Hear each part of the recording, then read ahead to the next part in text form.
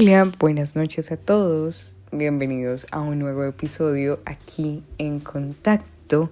Hoy estamos en compañía, evidentemente, de Anita y quien les habla, Manu. En esta oportunidad vamos a hablar de esos temas que quedaron pendientes en el podcast anterior, como la menstruación, la menopausia y evidentemente la vejez.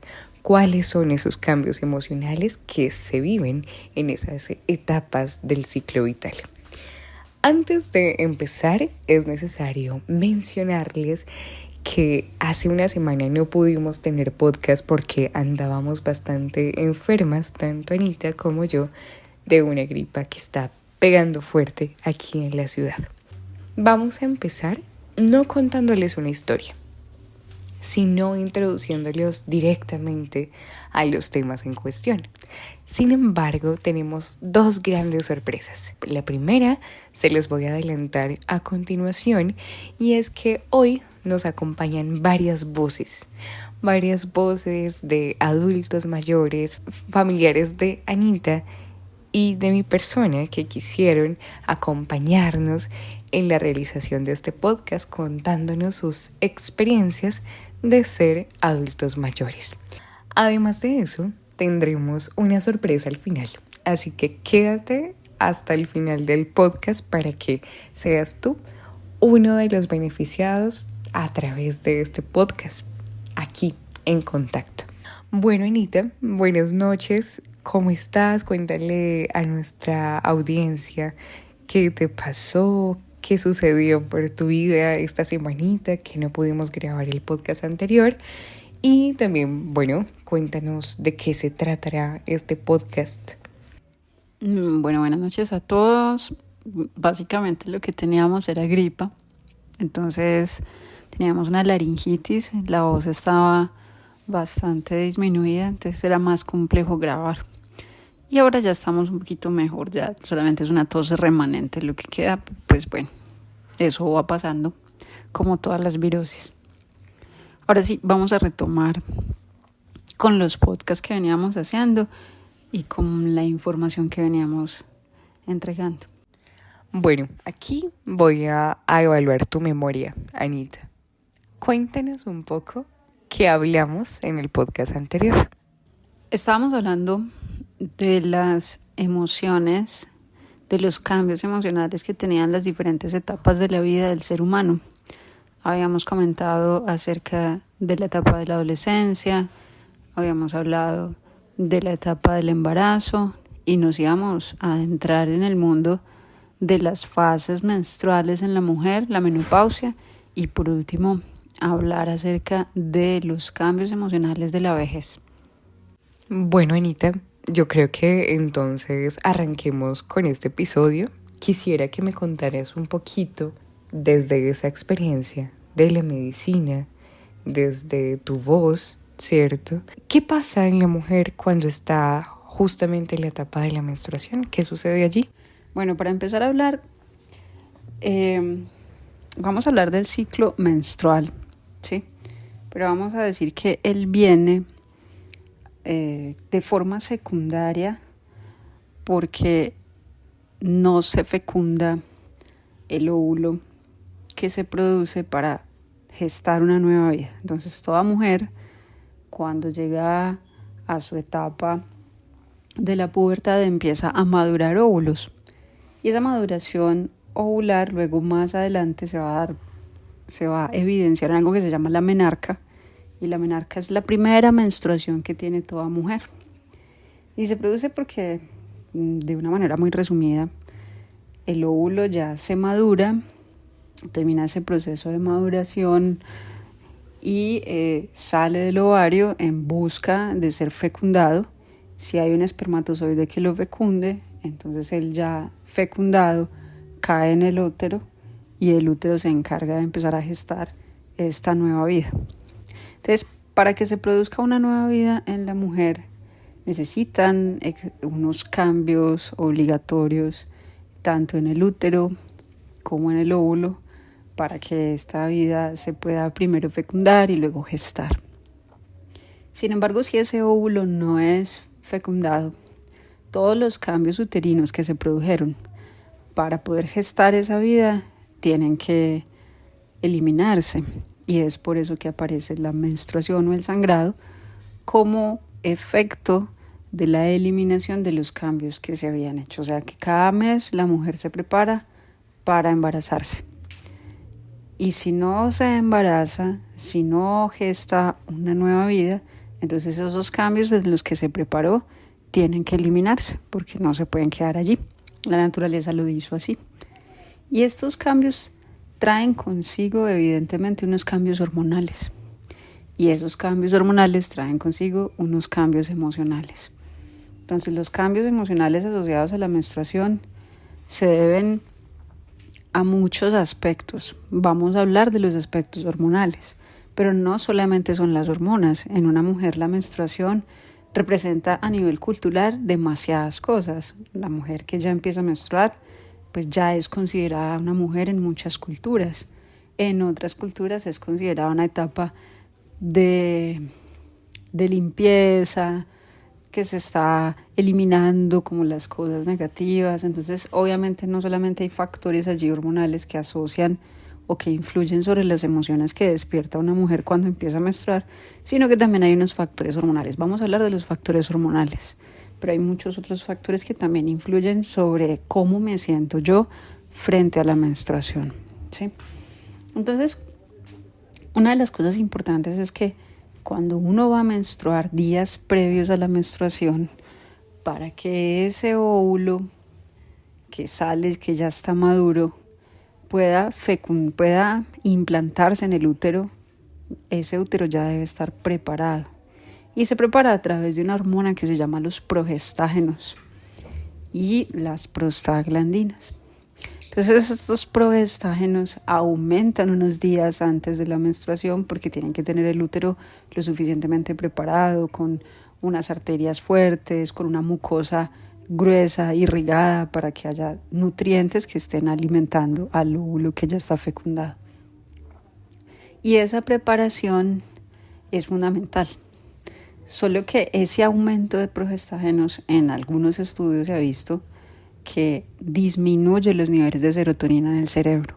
Entonces, como hay un pico de progestágenos arriba en el cerebro, esos progestágenos hacen que se disminuyan los niveles de serotonina, y se ha planteado que esa disminución de serotonina puede producir síntomas emocionales en las mujeres días antes de la menstruación. Y para acabar de completar, las prostaglandinas, que también se necesitan para esa preparación, pueden producir inflamación en el útero.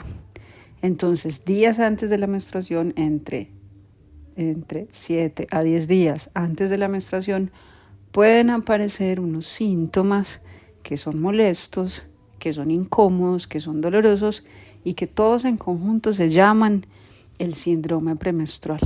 O sea, que pueden aparecer síntomas malucos. Entonces me puede doler el útero, me puede doler la región bajita, o lo que uno llama me va a venir, porque uno siente esos cólicos bajitos que le dan días anteriores. Pueden aparecer síntomas intestinales, diarrea, malestar. Pero aparte de eso pueden aparecer síntomas emocionales. Y los síntomas emocionales: me puedo sentir triste, baja de ánimo, irritable, ansiosa. Incluso se ha dicho que pueden tener acción sobre los centros del apetito en el hipotálamo, y yo puedo sentir que quiero comer más carbohidratos en esos días. Entonces, esos síntomas emocionales se deben a los cambios. Esos síntomas emocionales se deben a los cambios hormonales que hay en esa época. Ahora, en algunas mujeres esos síntomas son leves, y por eso les llama síndrome premenstrual, porque a pesar de que me siento triste, me enojo más fácil, estoy más sensible, me angustio más fácil, no duermo bien, me duele bajito, tengo síntomas intestinales, yo puedo seguir con mi vida común y corriente. Yo puedo ir a trabajar, puedo ir a estudiar, puedo estar con mis amigos, puedo socializar, pero cuando esos síntomas se vuelven muy intensos y yo ya no me puedo levantar de la cama porque no quiero, porque estoy muy triste, cuando yo empiezo a sentir que no quiero vivir más porque la vida es muy horrible, cuando yo empiezo a sentir una tristeza muy grande, una ansiedad muy grande, cuando se me hace imposible controlar estos síntomas y me dificulta relacionarme con la gente, cuando me llega la menstruación y yo ya no me puedo levantar de la cama, no quiero hablar con nadie, me siento deprimida. Eso ya no es un síndrome premenstrual, ya es un trastorno disfórico premenstrual. ¿Por qué? Pues porque ya afectó mi calidad de vida y no soy la misma. Cuando ya es un trastorno disfórico premenstrual, el objetivo es consultar a su médico, consultar al psiquiatra si es el caso o al médico de confianza, porque ya debe haber un tratamiento sobre esto, unas pautas importantes, porque ya está afectando mi calidad de vida, ¿vale? Pero ante los síntomas normales que me puede producir, los síntomas del síndrome disfórico premenstrual, o sea, los síntomas de la menstruación o perimenstruales o alrededor de la menstruación, yo puedo tener unas estrategias que son las estrategias que nos va a comentar Manu para poder afrontar estos síntomas emocionales que vamos a tener todas las mujeres por el hecho de pasar por estos ciclos menstruales. Bueno, muchas gracias Anita por contarnos sobre los efectos o la parte fisiológica que aparece o que se evidencia en el ciclo menstrual de la mujer. Es importante mencionarle a nuestra audiencia que una cosa es el síndrome premenstrual y otra muy diferente es el trastorno disfórico premenstrual. Este último debe ser diagnosticado por un profesional y quiero contarles que hasta ahorita no existe una prueba psicométrica que nos logre determinar ese diagnóstico, por lo que esos síntomas que les comentamos no es que no nos sintamos identificadas, muy posiblemente, ¿sí?, con los síntomas asociados al síndrome premenstrual, pero cuando hablamos del trastorno disfórico premenstrual es necesario mencionar que estos síntomas son de tipo cognitivo y traen consigo la disfuncionalidad en la cotidianidad, es decir, no soy capaz de hacer alguna actividad que antes hacía con total tranquilidad, como trabajar, ir al colegio. Cosas de ese tipo están relacionadas con el trastorno disfórico premenstrual. ¿Qué debemos hacer entonces para recibir ese diagnóstico? Pues entonces es necesario consultar con un profesional de la salud. El profesional de la salud muy seguramente nos va a pedir un registro de los síntomas, es decir, que observará mes a mes qué pasa con nosotras y nuestro estado de ánimo a lo largo de ciertos meses y qué tan incapacitantes son estos síntomas. Eso es necesario dejarlo en claro o ponerlo sobre la mesa, porque la idea no es que ustedes vayan a buscar por internet estos síntomas y se hagan entonces un diagnóstico falso. Y bueno, pues evidentemente esto también trae ciertas repercusiones. En primera instancia, como les contaba ahorita, si para el diagnóstico del trastorno disfórico premenstrual es importante el diario de los síntomas, también es importante para el síndrome premenstrual. Es decir, registrar mes a mes cuáles son las emociones y síntomas relacionados con esta experiencia. Por ejemplo, ¿será que la emoción que yo percibo en esta etapa que es más predominante es la rabia, o es el asco, o es la tristeza? ¿Y será que no solamente me dio este mes esa emoción o sentí con más intensidad esa emoción, sino que es una emoción característica de ese ciclo? ¿Qué tan disfuncional es esa emoción en mi vida? ¿Será que en ese ciclo todo lo asumo desde la rabia y escucho que mis papás, que mis amigos me dicen, usted siempre vive enojada, y es justamente esa emoción que caracteriza ese ciclo? ¿Será que podemos entonces valernos de diferentes estrategias para cambiar un poco esa emoción por una que sea funcional? A esto le llamamos reestructuración cognitiva, porque en esa emoción que se manifiesta también hay un pensamiento. ¿Cuál pensamiento podría estar asociado? Puede ser, nadie me va a aceptar si salgo con un pantalón blanco y tengo el periodo, porque posiblemente me voy a manchar. ¿Qué puedo hacer en ese caso? Puedo entonces intentar buscar algunos productos que me permitan estar tranquila en ese ciclo con el pantalón blanco. Pueden ser tampones o cualquiera de estos elementos que vendan en el mercado que disminuyan ese malestar psicológico asociado con esa experiencia. Y por ende, pues va a haber un cambio en la emocionalidad.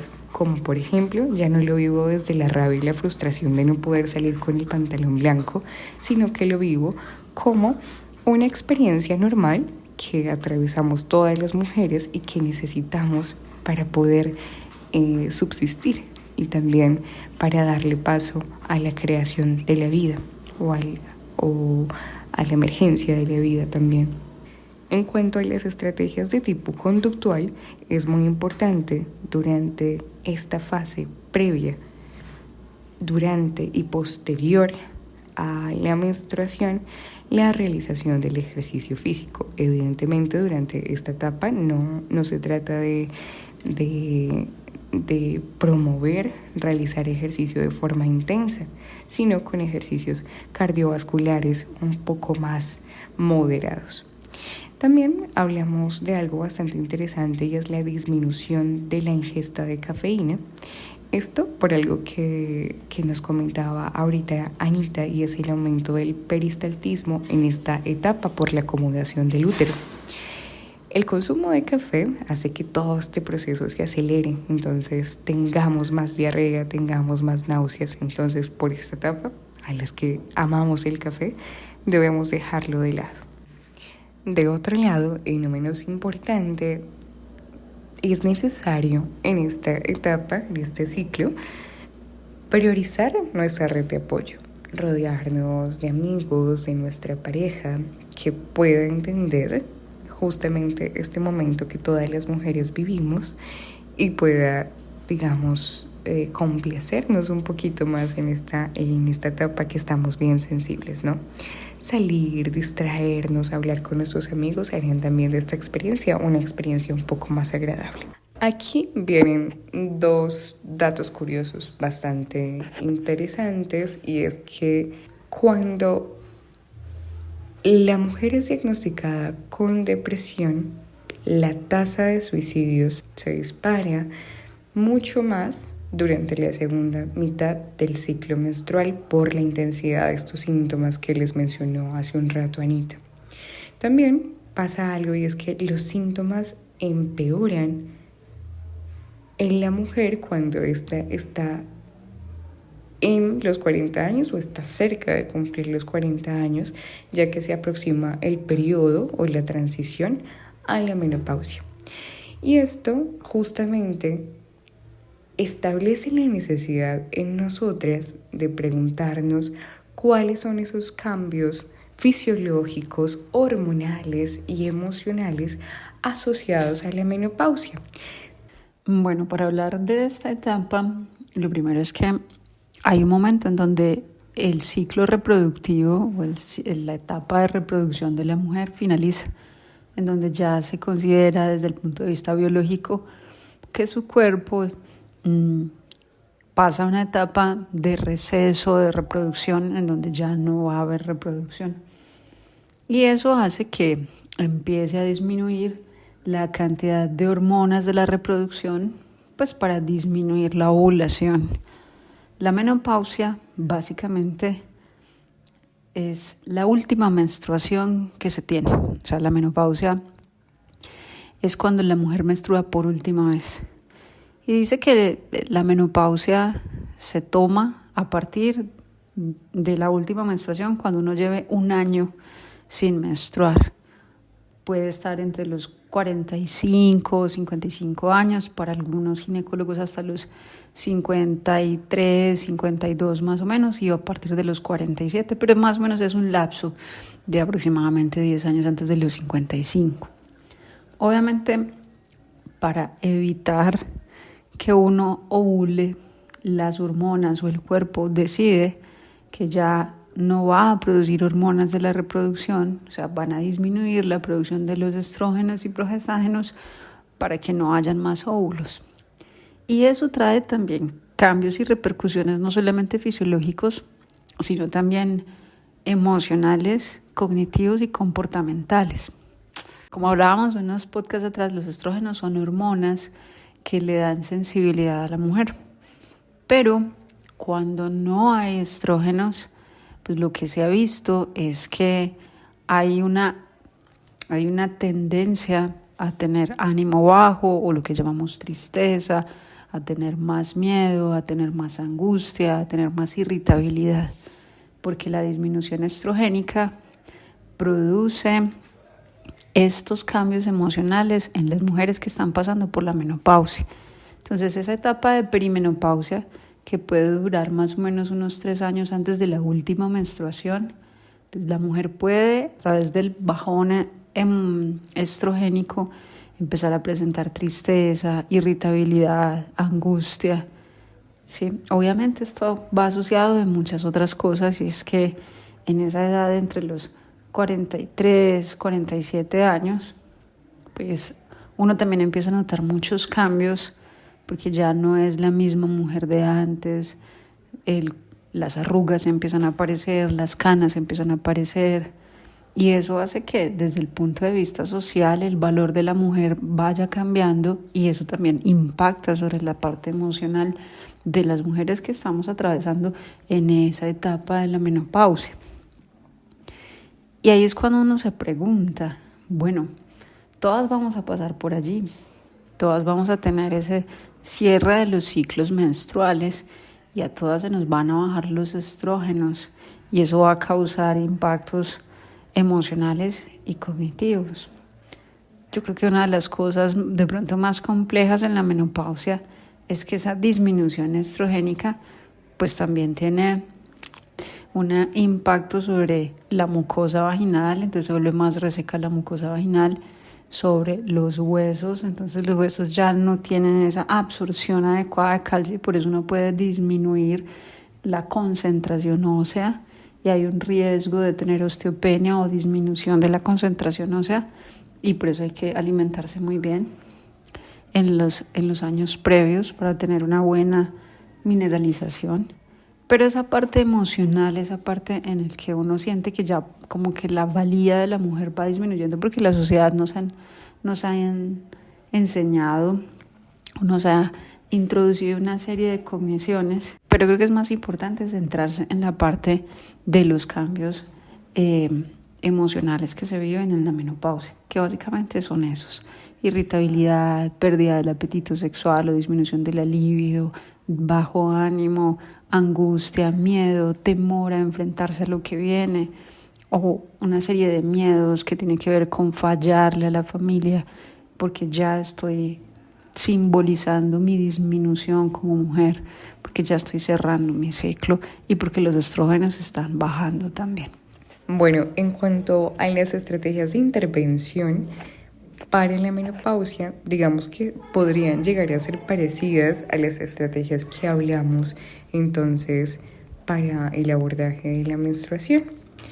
Sin embargo, aquí quiero justamente mencionar algunos estudios bastante interesantes que revisé, y es que al parecer este tema se ha estudiado desde 1973. Los investigadores Bernstein y Borkovic realizaron una investigación en relación con las estrategias de tipo cognitivo-conductual para el abordaje de la menopausia, y encontraron lo siguiente: la relajación, el lenguaje autotranquilizador, que en este momento lo podríamos llamar las autoverbalizaciones, o la mejora del diálogo interno, y la respiración profunda, son estrategias que nos ayudan a la reducción de los síntomas que pudiésemos catalogar como negativos. También hablaron de la identificación y reducción de los precipitantes o exacerbantes de uno de los síntomas que he escuchado en las mujeres que han pasado o están pasando por la menopausia, que son los famosos calores. Entonces, los precipitantes o exacerbantes de los sofocos, como lo llaman en otros países, son los conflictos que puedan tener con sus familiares y las comidas picantes. ¿Qué hicieron estos investigadores? Se llevaron a cabo 4 sesiones de 1 hora, distribuidos en torno a 6 o 8 semanas, y se comparó la eficacia de un tratamiento cognitivo-conductual y un tratamiento de tipo farmacológico.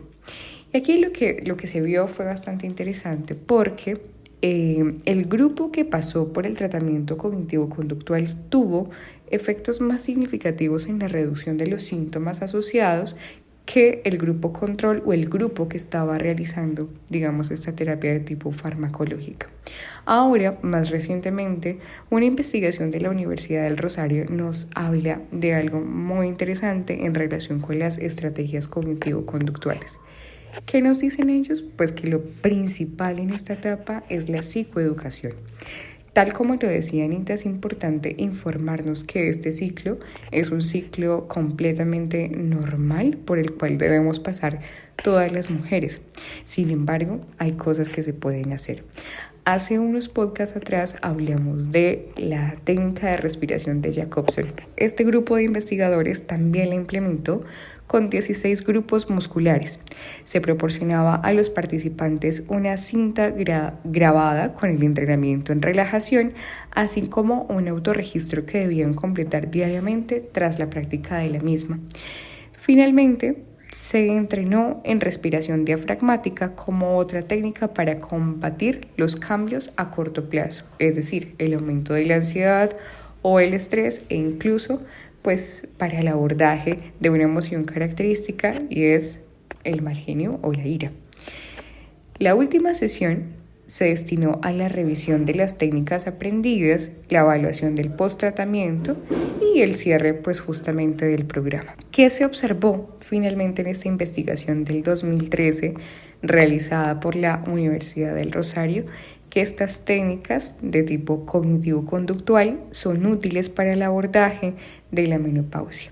En síntesis, ¿qué podemos decir? La adecuada respiración, la relajación muscular y la mejora del diálogo interno en esta etapa de la vida es crucial para mejorar los síntomas que son un poquito malucos en esta etapa de la vida. Bueno, Anita, una de las sorpresas que teníamos para este episodio era justamente la participación de diferentes familiares, tanto de Anita como míos, ¿verdad? Entonces les preguntamos cuáles eran esas experiencias o cuáles eran los efectos positivos y negativos de la vejez. Y esto fue lo que nos respondieron. Una de las cosas difíciles de aceptar en la vejez son los cambios físicos que se manifiestan en nuestro cuerpo. Es reconocer que nuestra juventud se va poco a poco, pero más difícil aún es llegar en un cuerpo enfermo que tal vez no pueda valerse por sí mismo y que dependa de medicamentos o de terceros para sostener la vida.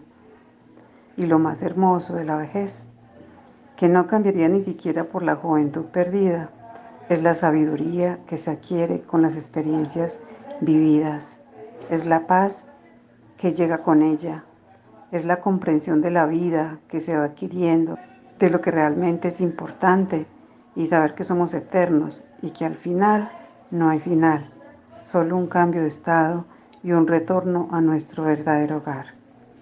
Yo vivo contenta con la vejez porque me parece que es una independencia muy buena que uno adquiere, que he aprendido a vivir sola en medio de las dificultades que uno tiene y que soy autónoma en mí misma, que hasta el momento no necesito como el cuidado de nadie y que puedo estar aquí en el apartamento sola. Y las cosas negativas es que a uno lo van haciendo a un lado, que uno se vuelve invisible y que de todas maneras la vejez me parece dura cuando uno llega a un momento en que tiene que depender de alguna persona.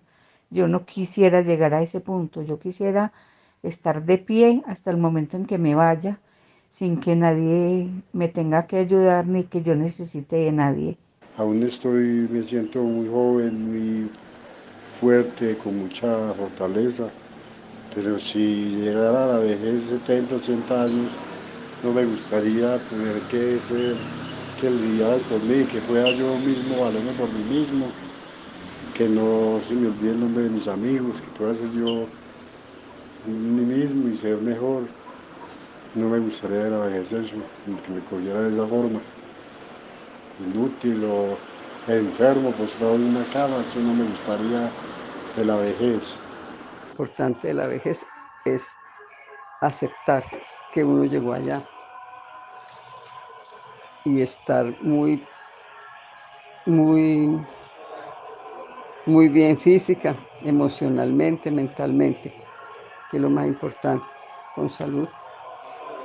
Pues lo negativo, pues yo no le veo nada, pues para mí, yo no siento, pues no me siento vieja.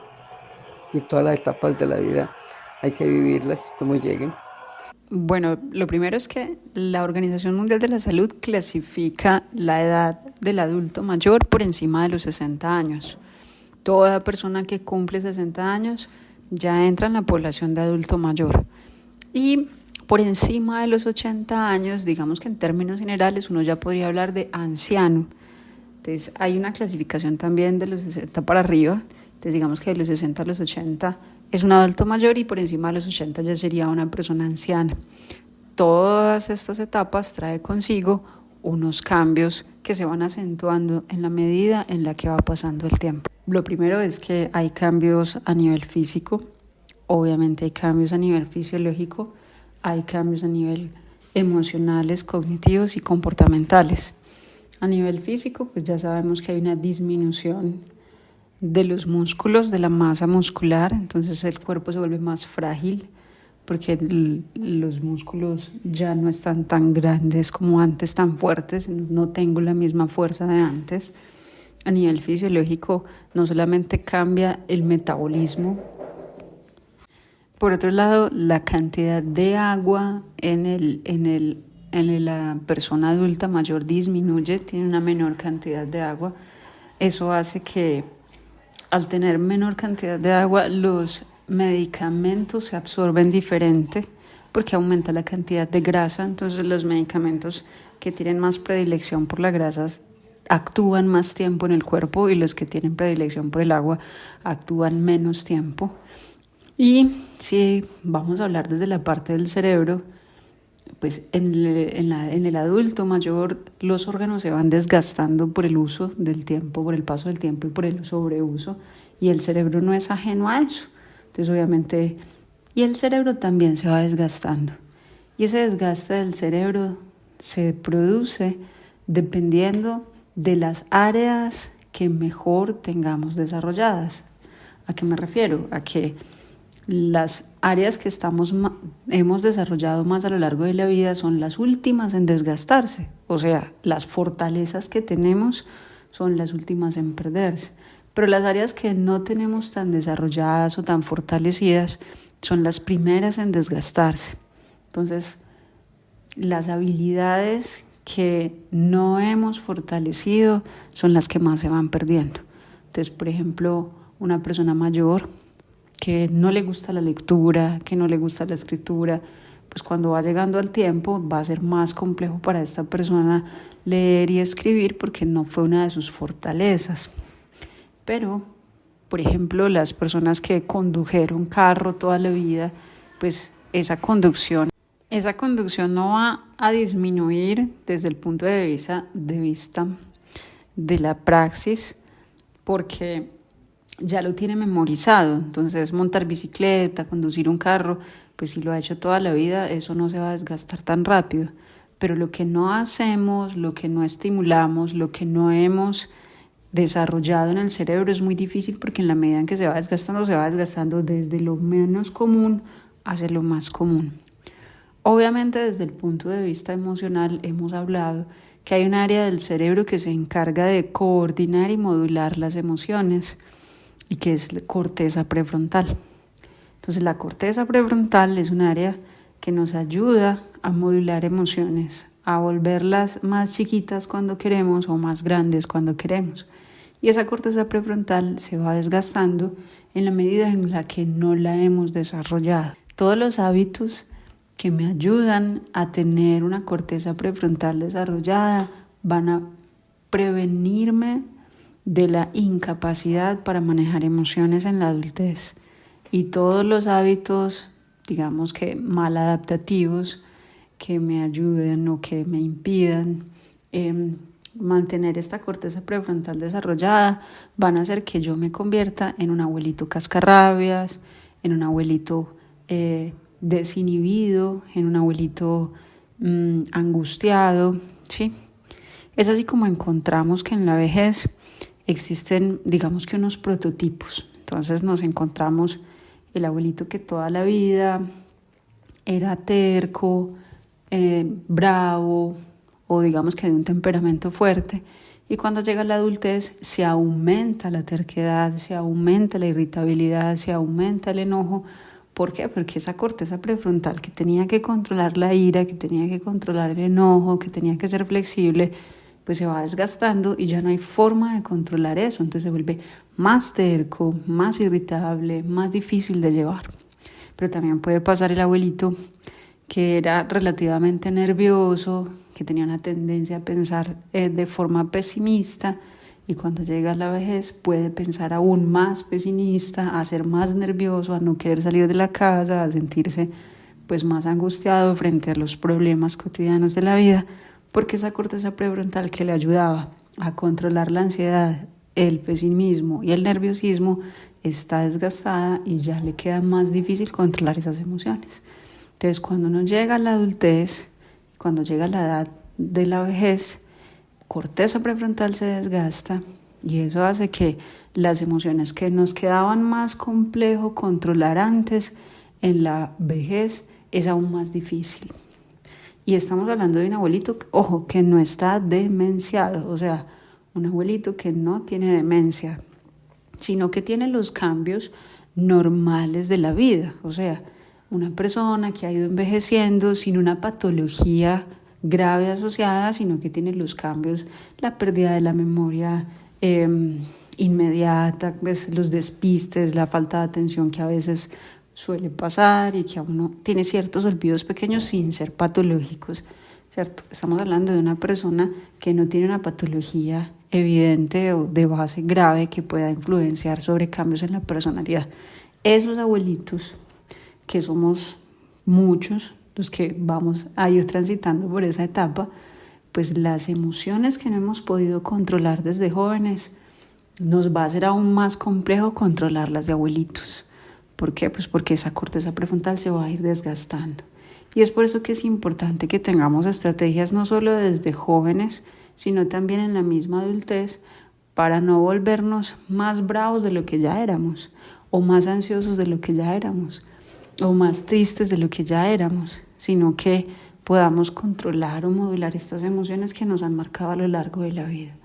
Evidentemente la vejez es un cambio no solamente emocional y físico, sino que es un cese de las actividades laborales, y hay una serie de circunstancias y factores socioculturales en la vejez que influyen sobre las emociones. Y aquí voy a terminar con un datico, y es que sabemos que existen unas emociones que son primarias, que son la ira, el miedo, la alegría, la tristeza, pero existen unas emociones secundarias que también las han llamado sentimientos, y son las que van apareciendo cada vez que uno califica una emoción primaria.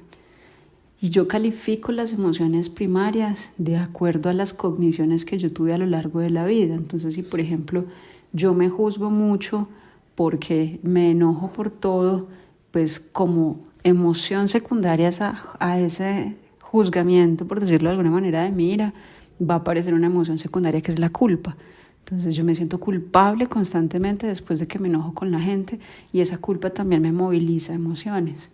Pero también yo puedo sentir vergüenza, pero también puedo sentir envidia de que otra persona sea, qué sé yo, no esté más enfermo, o que esté más aliviado cuando yo llegue a la etapa de la vejez. Entonces, hay una serie de emociones secundarias que van apareciendo en la vejez dependiendo de cómo yo califico y evalúo la vejez. Entonces, una de las cosas importantes es cómo vamos a ir calificando la vejez, qué significa para mí esa transición, cómo termino la jubilación, qué tipo de red de apoyo voy teniendo, porque dependiendo de todas esas cogniciones o esos conceptos que yo vaya analizando dentro de mi cerebro, van a empezar a aparecer una serie de emociones aparte de mi forma de ser. Entonces, yo puedo ser una persona muy iracunda desde chiquitico, pero si en la vejez aprendí a modular la ira, y fuera de eso tengo unas cogniciones adecuadas para la vejez, probablemente no me vuelvo más terco ni más iracundo, sino que puedo controlar eso y empieza a aparecer lo que dicen también nuestros abuelitos, y es que en la vejez se tiene una etapa de sabiduría porque la experiencia hace que uno vaya cambiando las cogniciones. Entonces aquí me hago una pregunta, y es si evidentemente lo que yo creo acerca de esta etapa me va a introducir emociones secundarias. Si yo creo que esto es el acabose y que ya es para morirme, probablemente voy a tener una emoción secundaria de miedo, de angustia constante o de ansiedad. Pero si yo creo que esto es una etapa maravillosa en donde yo me libero de muchas cargas, voy a tener una emoción de expectativa, de optimismo, que son secundarias pero que son muy buenas. Entonces depende de cómo yo vaya teniendo esta cognición frente a esta etapa, mis emociones van a ir variando. La pregunta es entonces, ¿qué impactos tiene la jubilación sobre esta etapa?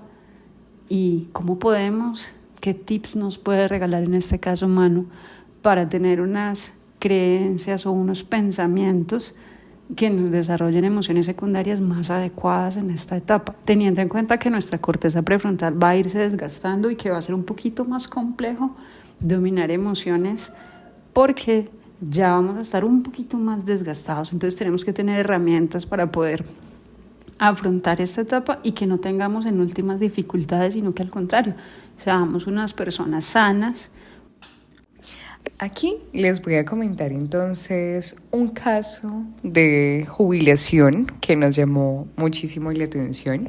Vamos a proteger evidentemente la identidad de nuestra paciente, por lo cual vamos a cambiarle el nombre.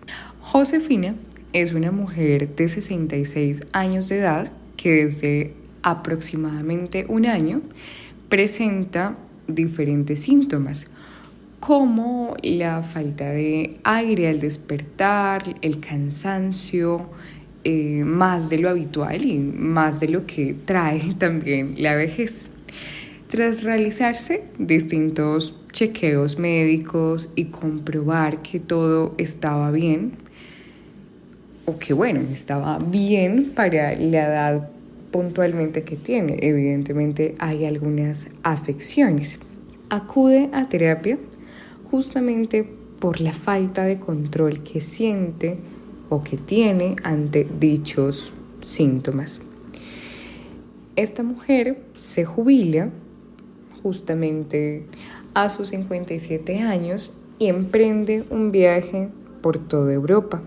Conoce muchas ciudades, muchos países que la enriquecen en su experiencia y la llenan de optimismo. Esta paciente trabajaba como profesora de algunos niños en su época y se jubila. ¿Qué pasa en este caso particularmente? Y es que justamente los síntomas asociados con la ansiedad y la depresión aparecen unos pocos años después de su jubilación. Muchas veces la persona que se jubila le cuesta aceptar este cambio vital, ya que implica un cambio de rol bastante importante, porque de alguna u otra forma la identidad que tiene esta persona debe transformarse, y es: ya no somos los abogados, ya no somos los profesores, ya no somos los psicólogos o las psiquiatras que éramos, sino que empezamos a asumir un rol distinto. ¿Y cuál es ese rol? Pues finalmente el rol de la vejez, el rol de ser madre, el rol de ser padre, pero de una forma un poco más distinta, porque ya tenemos un poco más de años. También encontramos muchas identidades que también forman parte de nuestra vida y a los que seguramente no les estábamos prestando tanto atención como la que le prestaremos a partir de este momento. Por ejemplo, somos padres, somos madres, somos abuelos, somos abuelas, también somos esposas o esposos. ¿Y qué implica entonces asumir ese rol en la vejez? Es una de las preguntas que deberíamos hacer. Allí, en esa etapa de la vejez, con la jubilación, es necesario entender que estas fases o etapas no son aplicables en todos los casos, es necesario individualizar cada experiencia, pero para efectos, digamos, de la elaboración de este podcast vamos a hablar de esas generalidades. Primero, es necesario mencionar que según los estudios realizados existen diversas fases de adaptación a la jubilación, aunque justamente no todos pasemos por ella. La primera fase es la fase de la luna de miel y es esa fase en donde se ocupan los primeros días que sigue el momento de la jubilación. Suele aparecer una sensación de estar de vacaciones, pero mucho mejor, es decir, no existe en este momento la presión de debo volver entonces a las funciones de la casa, por ejemplo, a las funciones del trabajo, sino que se siente feliz de estar jubilado porque se realizan planes múltiples y hay, digamos, una expectativa elevada en torno a esta época de la vida. También se habla entonces de la segunda fase, que es la fase del desencanto, y es que pasadas las primeras semanas puede que las cosas no sean como esperábamos, entonces hay una dificultad para llevar a cabo todos los planes que habíamos hecho, porque empieza, digamos, ese proceso de conciencia del cambio económico que supone la jubilación. También aparecen unos pensamientos o una sensación de nostalgia por el trabajo, porque lo extrañamos y empieza, digamos, a aparecer esa necesidad de enfrentarse a la nueva consecución de ese nuevo yo. Es entonces cuando en esta etapa de desencanto puede aparecer la sintomatología asociada a la ansiedad o a la depresión, fruto de la decepción y la frustración que trae consigo esta etapa. Después está la fase de reorientación, y es que la etapa anterior de alguna u otra forma nos obliga a buscar nuevas expectativas, más realistas y ajustadas a la nueva situación. Acá viene algo muy importante que tratamos Anita y yo en terapia con nuestros pacientes, y es hablar del sentido de la vida. Y el sentido de la vida no es más que la consecución del proyecto de vida. ¿Cuáles son las metas que tiene el adulto mayor en esta etapa previa y posterior a la jubilación? Ya que esas metas se convertirán entonces en el norte de ese nuevo yo, de ese nuevo rol que se empieza a asumir en la vida del adulto mayor. Finalmente está la fase de la estabilización, que es el momento en el que ya hay una adaptación a la jubilación, aceptamos ese estatus y alcanzamos un equilibrio entre las posibilidades y los recursos. Todo esto suena bastante chévere, ¿verdad? De alguna u otra forma son las fases que vive una persona que está a punto de jubilarse o ya se jubiló. Sin embargo, es importante psicoeducarnos con respecto a los factores de riesgo y a los factores protectores relacionados entonces a la jubilación. Podemos encontrarnos entonces con diversas variables que, según los estudios, pueden aumentar la probabilidad de presentar una mala adaptación a esta etapa de la jubilación y de la vejez en sí misma. La falta de proyectos personales y de tareas en las que se pueda ocupar el tiempo, como lo habíamos mencionado, una jubilación anticipada o forzada. Cuando hablamos de esto, pues justamente es necesario pensar en esas personas que se jubilan antes de tiempo por un accidente laboral o por alguna situación que se escapa justamente del promedio. La presencia también de estresores diversos, tales como problemas de salud, económicos o familiares, tener una baja red de apoyo, así como no tener pareja, son factores de riesgo para asumir la jubilación. También tener un bajo nivel de educación. Ahora, la pregunta que debemos hacernos entonces es: ¿cómo gozar de una jubilación positiva y de una vejez saludable? Es recomendable entonces tener una planificación de esta etapa de la vida, ya que nos adaptaremos mejor a aquello que esperamos que suceda En el caso de nuestra paciente, parece ser que no asumimos esa jubilación o esa etapa de la vejez con la preparación o con la debida rigurosidad del caso. Anticiparnos a esta etapa nos ayudará, por ejemplo, a empezar a realizar actividades propias de la jubilación o antes de habernos jubilado. También es muy importante estar rodeado de familia, amigos y mantenernos activos, tanto socialmente como intelectualmente y físicamente. En este sentido, nuestra paciente no nos mencionó que para esa etapa estuviese realizando algún tipo de actividad física, pero sí mencionaba, por ejemplo, estar rodeada de algunos de sus familiares y amigos. Es importante entonces realizar ese deporte que más nos guste, caminar, pensando que así se van a evitar justamente la aparición de los síntomas ansiosos. Por último, tenemos que comprender que es un cambio vital y como tal conlleva un periodo de adaptación que durará un buen tiempo. Finalmente, es importante mencionarles que los trastornos del estado de ánimo, como el trastorno depresivo mayor, tienen síntomas similares tanto en adultos mayores como en jóvenes, pero las tasas de prevalencia varían según la edad y el entorno. La depresión no es una parte normal del envejecimiento, sino que se convierte en una preocupación seria para la salud pública, con tasas de mortalidad más alta y mayores costos de atención médica. Por ello es que prepararnos, psicoeducarnos frente a la jubilación y a la vejez nos ayudará entonces a prevenir justamente la aparición de la depresión en esta etapa de la vida. Y asimismo, la terapia cognitivo-conductual es una opción de tratamiento efectiva para la depresión en adultos mayores, centrándose en problemas prácticos presentes y adaptando un enfoque de resolución de problemas, evidentemente, de forma particular.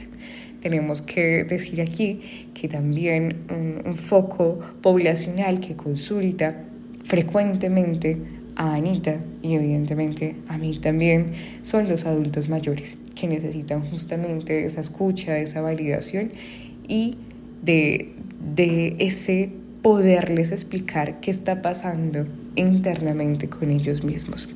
Finalmente, es necesario mencionarles que si ustedes se han quedado hasta el final de este podcast y particularmente si es adulto mayor y quisiera consultar tanto por psiquiatría como por psicología, tendrá un 15% de descuento contándonos qué aprendió justamente de este podcast. Muchas gracias por su audiencia. Nos vemos entonces en un próximo episodio por aquí en Contacto.